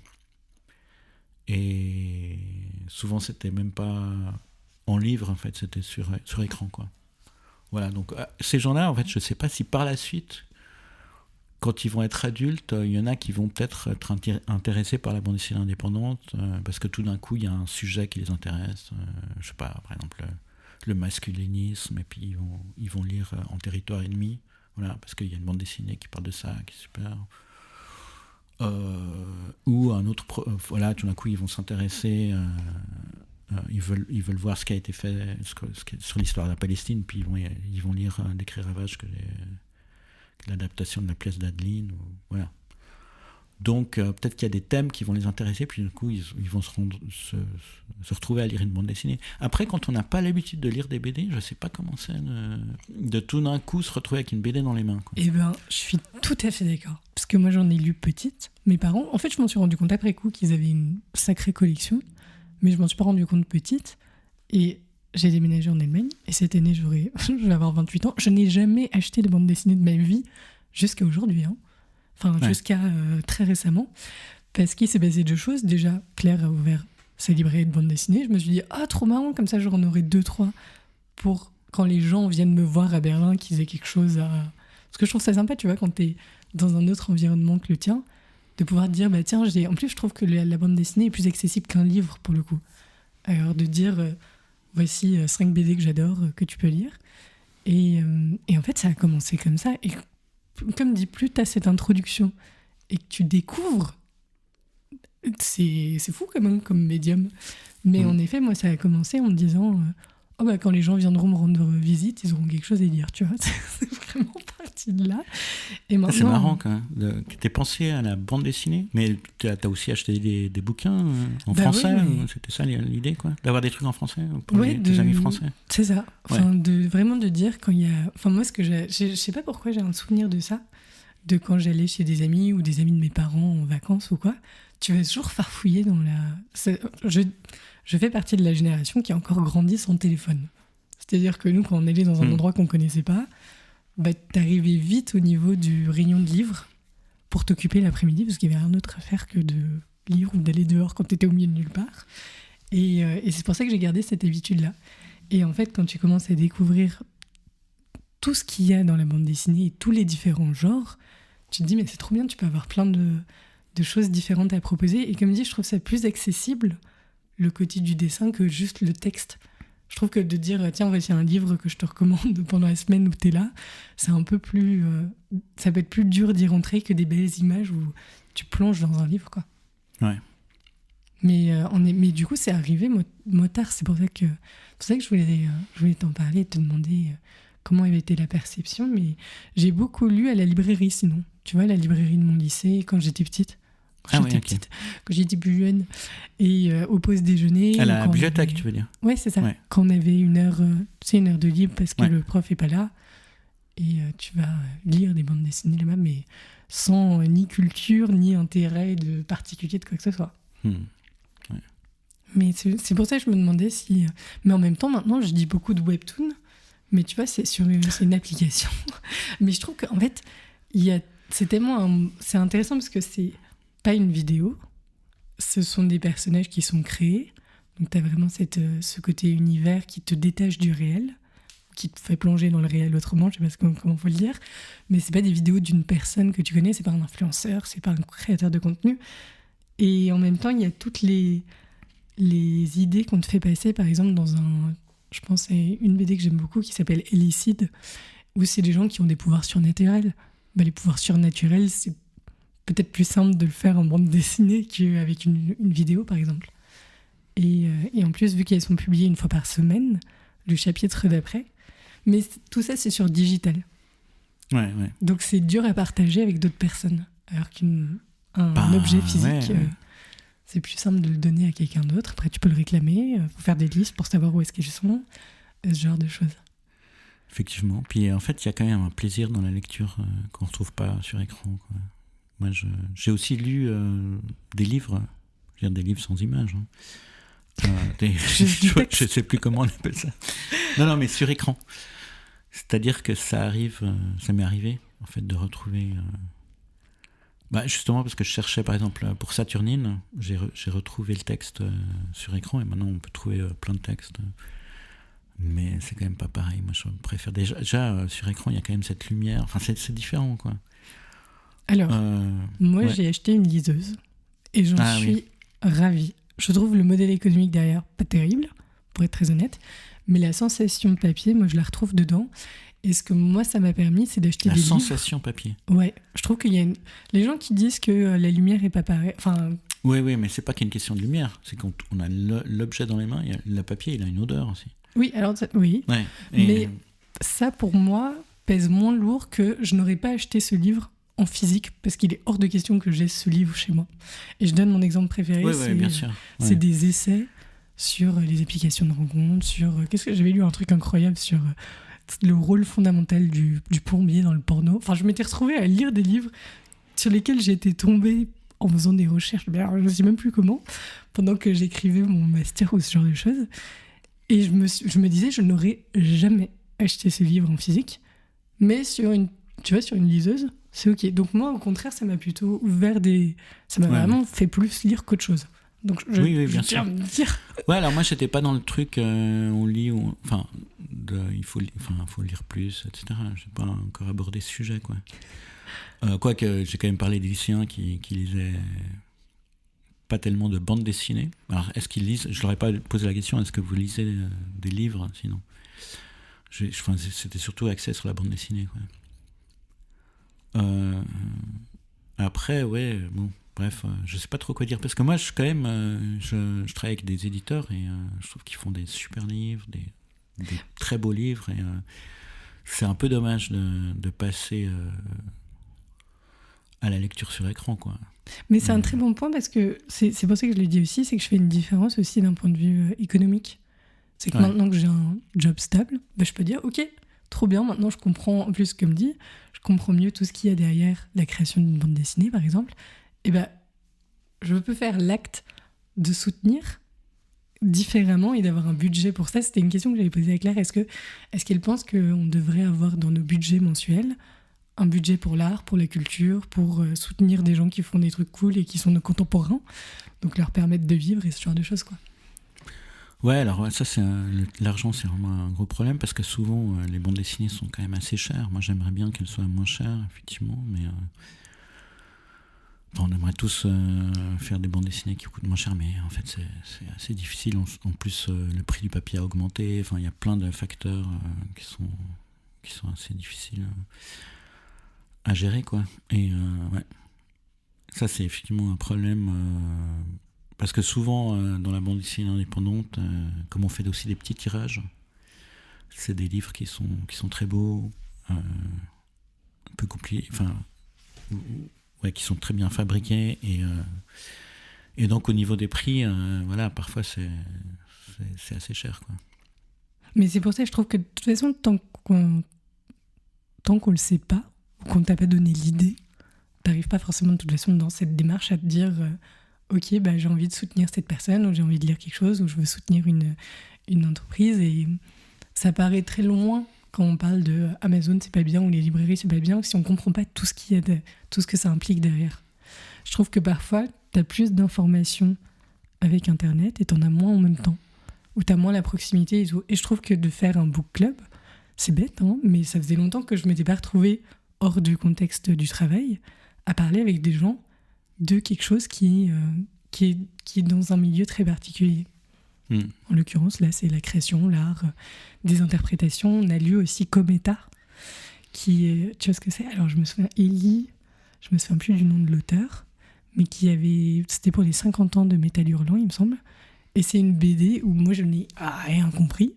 Et en fait, en parlant avec d'autres gens, dont une personne qui était très calée sur les jeux vidéo, elle nous a donné plein de clés de compréhension qui fait que le livre où à la base j'étais mais c'était pas ouf comme histoire est passé à oh mon dieu c'est un image, alors on ne saura jamais si c'est vraiment ça, hein, mais d'avoir des clés de compréhension de plus pour lire quelque chose, et ça tu l'as au travers de l'échange avec d'autres gens, c'était magnifique comme moment. Ouais. Bah super. j'ai rien acheté un book club. C'est quand le book club ? Il faudrait que on peut passer comme ça ou il faut être membre ? Là, il faudrait demander. J'ai proposé à Claire qu'on fasse un petit épisode là-dessus, parce que j'ai dit, il faut qu'on en parle quand même, c'est trop bien le book club et tout. Mais en effet, là, c'est sous forme de membre, comment j'allais dire, souscription annuelle. Donc on s'est engagé sur une année, on est une douzaine, je crois, de personnes. Mais je ne sais pas si elle a plus d'intérêt ou des gens qui se manifestent de le faire soit ponctuel, soit... moi je dis ça, mais je suis souvent en voyage, je ne serai pas là, tout simplement. Mais dans les autres choses qui existent, il y a aussi les box. Alors je ne sais pas si ça existe pour la bande dessinée, mais moi j'étais abonnée pendant un moment. C'était un abonnement que j'offrais aussi aux gens, qui s'appelait Cube, qui doit encore exister, je pense. Et en fait, une fois par mois, tu recevais un livre, il me semble, qui était sélectionné par des libraires. Et tu devais compléter un petit formulaire qui expliquait ce que tu aimerais bien recevoir. Et tu avais une sélection d'un libraire avec un petit texte qui expliquait pourquoi il avait sélectionné ça. Et c'était des souscriptions qui duraient 6 mois ou 1 an. Et tu te retrouves à recevoir un livre par mois que tu n'attends pas dans ta boîte aux lettres. C'était assez bien fait parce que tu as des petits sachets de thé, tu as des petits gâteaux, c'est marrant. Et du coup, ça t'ouvre plein de choses différentes. Et en l'occurrence, là, tu recevais ton livre en physique chez toi. Donc, dans l'abonnement, il y avait le prix du livre qui était compris. Donc, je ne sais pas si c'est quelque chose qui existerait avec la bande dessinée, mais c'est des belles introductions, je trouve, à d'autres choses. Ce que je voulais te demander, parce que j'avais mentionné tout à l'heure Internet, c'est est-ce que toi, dans tes recherches, dans tes inspirations, ça a aussi apporté certaines choses, transformé certaines choses dans ta manière de travailler? Ouais. Alors, avant, pour me documenter, j'allais à la bibliothèque et je trouvais pas forcément tout, ou alors j'allais dans différentes bibliothèques, ça prenait du temps, etc. Là, c'est quand même assez incroyable. Internet, on arrive vraiment à trouver toutes sortes d'images, toutes sortes de textes assez rapidement. Et c'est clair que pour dessiner, c'est vraiment très pratique, quoi. Et même, comme je disais, le texte de Saturnin Farandoul, dont j'ai tiré Saturnine, je l'ai trouvé sur Internet, par exemple. Donc c'est pas que une banque d'images. C'est aussi pour des textes, pour toutes sortes de choses, des renseignements. J'ai même trouvé des vidéos. À un moment donné, je devais dessiner, en fait, les premiers... Enfin, c'est pour décrire Ravage, où elle parle des premiers photographes qui étaient en Terre Sainte et en Palestine. Et en fait, j'ai regardé une vidéo sur les premières techniques de photographie. Et donc, à partir de cette vidéo, où il y a un peu des reproductions avec des objets de comme on faisait à l'époque, j'ai vu qu'on employait du blanc d'œuf. Et donc, il y avait dans la vidéo, il y avait un plan sur des œufs, etc. Puis, donc, j'ai dessiné ça, carrément. Et après, Adeline, elle a vu ça, elle a dit « C'est génial, c'est quoi ça ?» Et elle a changé son texte à partir de cette image que j'avais faite, et elle a mis on peut pas marcher, comment ça va l'expression, faut pas avoir peur de marcher, je sais plus. Marcher sur les œufs. Non, mais on peut pas faire d'omelette sans casser les œufs, un truc comme ça. Okay. Bref, c'était pas marcher sur les œufs. J'ai confondu les deux expressions.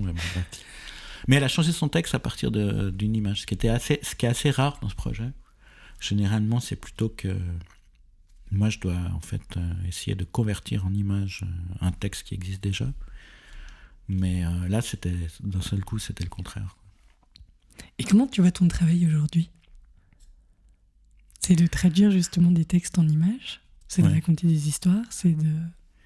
Oui. Alors moi, je vois comment est-ce que je le vois. Mais je me dis, tiens, j'ai quand même fait pas mal de livres, et puis moi surtout je regarde ce que j'ai pas fait, quoi, ce qui me reste à faire, et je suis vraiment concentré sur mes prochains livres. Là je pense constamment au prochain livre que je dois faire, quoi. Et je me dis que il me reste pas beaucoup de temps. C'est vrai. Parfois je me dis quand même, par exemple il y a Revanche, j'ai mis 15 ans à le faire, comme je disais tout à l'heure. Alors évidemment, j'ai mis 15 ans entre le moment où j'ai décidé de le faire, j'ai fait quelques planches de storyboard. Et puis après, j'ai laissé tomber ce projet. Je l'ai repris parce que je me suis dit, tiens, ça pourrait être une espèce de suite structurelle de Revanche, de Renégat. Parce que Renégat, c'était une histoire de pirate avec un type qui est en prison. Puis je me dis, tiens, mais en fait, l'histoire où c'était en fait au départ un clochard qui était dans une ville de l'Ouest américain, un clochard cow-boy, ancien tueur à gages. En fait, cet ancien tueur à gages, ça pourrait être un mec un petit peu moins vieux, parce que c'est un vieillard clochard qui racontait sa vie. Et puis, il pourrait être aussi dans une prison comme le pirate de Renégat. Et donc, ça pourrait être comme une série où on ne suit pas un personnage, mais on suit plutôt une espèce de structure de récit. C'est ça le lien dans la série. C'est que c'est une personne en prison qui raconte comment elle en est arrivée là, quoi. Et donc j'ai raccroché en fait ce projet de western au wagon de cette série, quoi. Et voilà, donc, mais en fait ça m'a pris quand même 15 ans entre le moment où j'ai un peu eu l'embryon de l'histoire et quand même il y avait quand même une vingtaine de pages de storyboard et puis l'album. Mais bien sûr j'ai fait plein d'autres projets, mais j'y revenais sans cesse, quoi. Et donc je me dis, mais si ça prend autant de temps pour faire des albums, là j'ai 56 ans au mois de juillet, il faut que je me dépêche de faire tous les livres que je veux faire, quoi. Tu crois que tu les abordes différemment, du coup tu les sélectionnes plus? Ou pas comme ça? Mais en fait j'ai pas à les sélectionner parce que ça vient comme ça. Là par exemple je viens de terminer Chacal Hebdo. Enfin, je l'ai terminé il y a quelques mois, mais on est en pleine tournée avec Dominique Ziegler. C'était donc une pièce de théâtre sur Charlie Hebdo, une satire, et on l'a fait ensemble. Et puis, il m'a dit qu'il avait... en fait, à un moment donné, on discutait du projet, et puis il a dit « Ah, je vais à une conférence, tu viens avec moi ?» J'ai dit « Ok ». C'était une conférence sur le chocolat, la colonisation et le chocolat suisse, et l'histoire de la colonisation et de l'esclavage. J'ai vu un peu la conférence, puis il m'a dit qu'en fait il avait un...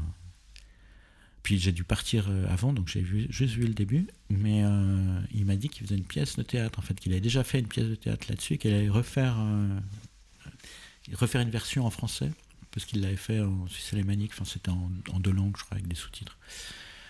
Et donc je lui ai dit, mais en fait cette histoire m'intéresse aussi, si tu veux l'adapter en BD, je pense que ça peut être pas mal. Et donc il m'a refilé le texte, et puis là il a fait d'autres représentations à Genève il y a quelques semaines, et je suis allé en voir une, et voilà, c'est décidé que j'ai vraiment envie de faire cette BD, mais alors je sais pas quand, parce que j'ai tellement d'autres trucs à faire que tout d'un coup c'est quelque chose qui s'ajoute, que j'avais pas prévu en fait. C'est comme Chacal Hebdo, j'avais pas prévu de le faire au départ, je savais même pas que cette pièce existait, quoi. Donc voilà, en plus des choses que je veux faire qui prennent quand même pas mal de temps, il y a des choses qui se rajoutent. Donc c'est sans fin. Donc on a compris aussi que tu voulais pas travailler avec un assistant. Est-ce que dans l'autre sens... Non, mais peut-être si tout d'un coup j'ai besoin d'un assistant, mais en fait déjà, moi les artistes qui travaillent avec des assistants, je trouve, enfin, pour moi c'est un peu, je vois ça un peu comme des espèces de domestiques, quoi. Sérieusement, donc... à moins qu'il y ait une espèce d'association avec... moi, je vois plutôt ça comme ça, quoi, une association avec d'autres gens. Comme ça, je l'ai déjà fait.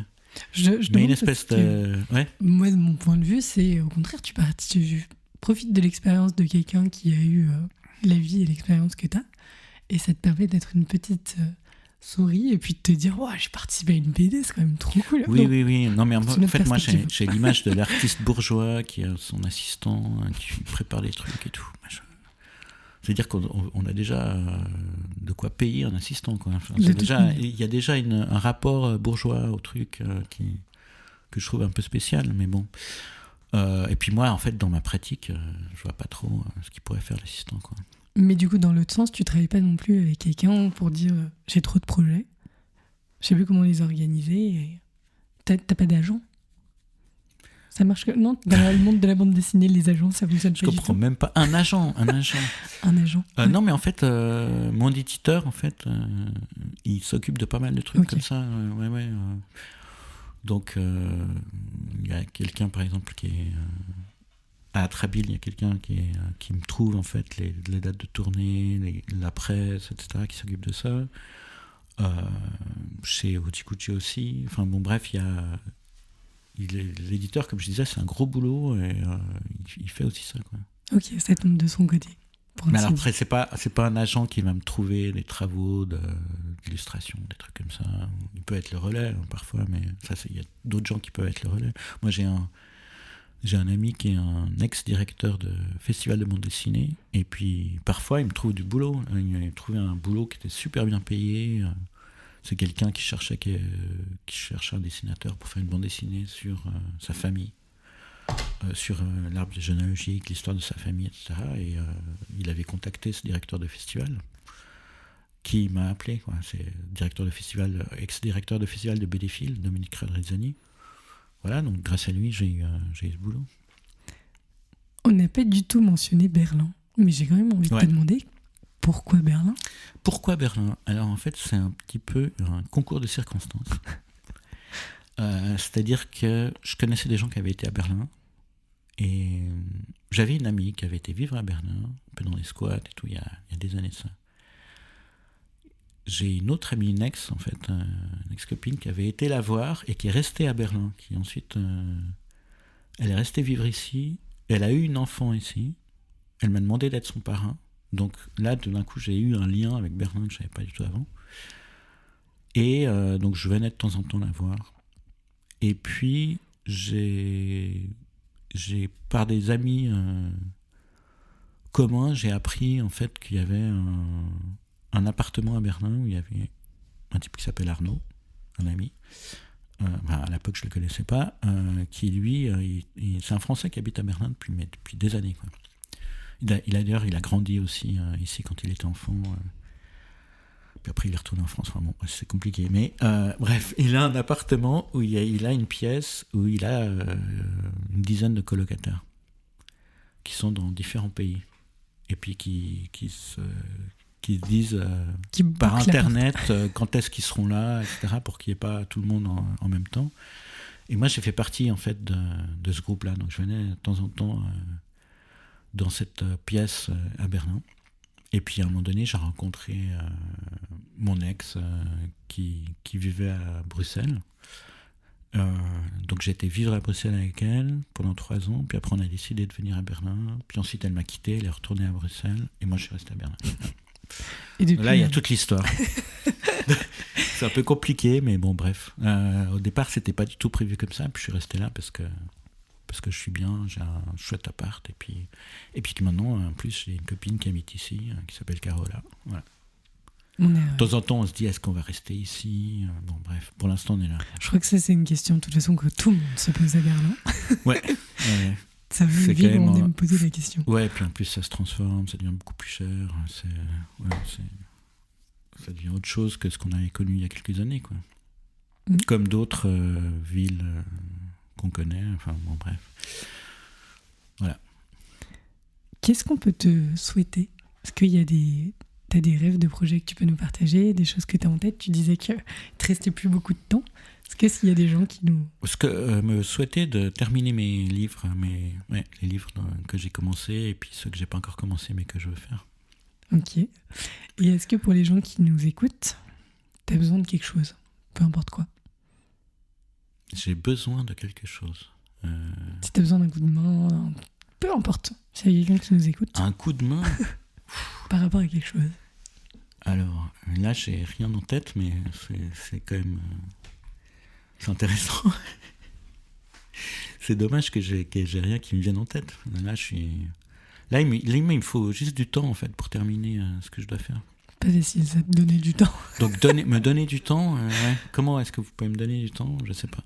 Est-ce qu'on peut, sinon, on peut te suivre sur les réseaux, une façon de te soutenir ? Instagram, Alex Palladie, Facebook, Alex Palladie. C'est aussi simple que ça. Okay. Et puis sinon, en tapant mon nom, on peut trouver d'autres choses. Alors, il y a aussi des films que j'ai co-réalisés avec Isabelle Nouza, qui est cinéaste, et avec qui on avait fait une adaptation d'une bande dessinée que j'avais faite autour du mythe de Frankenstein, qui s'appelle Frankenstein encore. Ça, on peut la trouver... on peut trouver le film sur YouTube. C'est un moyen métrage de 28 minutes. C'est un mélange de stop motion et de prise réelle. Donc, beaucoup d'animation avec des objets, toutes sortes de techniques différentes en fait dans ce film. Et puis il y a Don Quichotte, le premier chapitre en espagnol d'ailleurs, où là c'est que du stop motion. Il n'y a pas de temps réel et peut-être que vous allez me reconnaître dans le rôle de Don Quichotte, mais c'était un maquillage qui prenait quand même 3 heures au départ, un peu moins de temps par la suite. Donc c'était Isabelle qui me maquillait. On a tourné ça en stop motion. C'était assez intéressant à faire et bon, j'espère que le résultat est bien, quoi.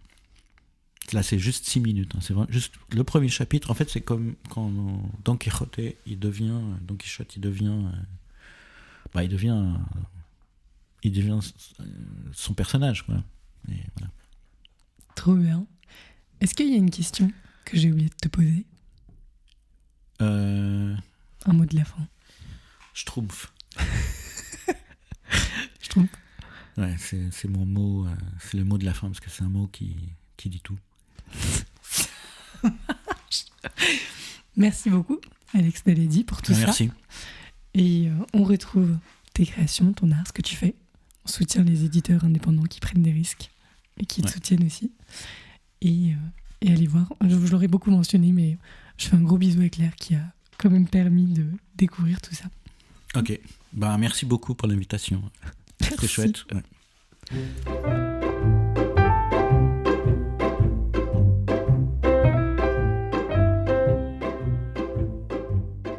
Bravo, vous avez écouté ce nouvel épisode du podcast Berlin de Toi jusqu'au bout. Vous retrouverez l'ensemble des notes liées à l'épisode sur le site internet www.berlindetoi.com. Vous pouvez nous soutenir en mettant une note 5 étoiles sur votre plateforme d'écoute. Vous pouvez également souscrire à la newsletter sur Substack et je me réjouis de vous retrouver sur LinkedIn ou Instagram à Berlin de Toi.